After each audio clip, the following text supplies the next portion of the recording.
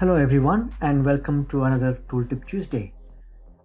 Today's episode is going to be on the CPX and the BlankX software and the newly introduced OD measurement system. So here I have a common drill blank, and as you can see from the geometry section, segment number 2 is having a major diameter of 9.5 and it has a minor diameter of 9.47. So I select the OD measurement tab, and here we can see that there are multiple parameters available for us to carry out the OD measurement. You have the compensate section where you select or deselect and how much of percentage of compensation you want to apply for the roughing and the finishing wheel. So coming back to the enable window here, you can see there are set measurement positions, and I'll drag this into here, and you can see here that the software allows you to set the measurement positions to multiple different X positions along the length of the blank. So in this example, let's say I select 3 different lengths, and let's say the third one is around minus 47, and the second one is around minus 35, or it could be even minus 20. So here you can see that I have set up 3 different measurement positions and the diameters will be measured. Now you may also notice that I have selected the first position, which is at minus 5 millimeter, as the datum.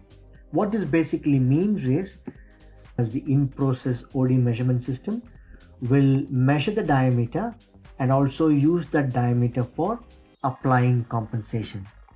The remaining 2 different lengths are called as reference diameters, and they are only in your logged file. So once I say OK, these are the 3 positions the OD measurement system is going to measure. Note once again, the diameter at minus 5 is the only one which is going to be used for compensation.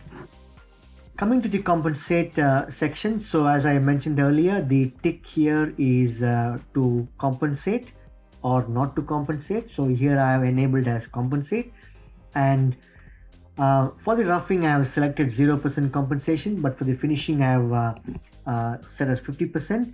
What this basically means is that once the measurement is carried out at the datum as stated, the difference between the nominal and the actual divided by 2, and 50% of that value is going to be compensated on the grinding wheel.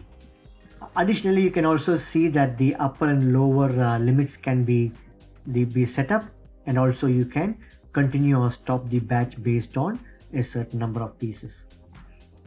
Now, one other thing to notice on the right hand side here is the automatic CP and CPK calculation.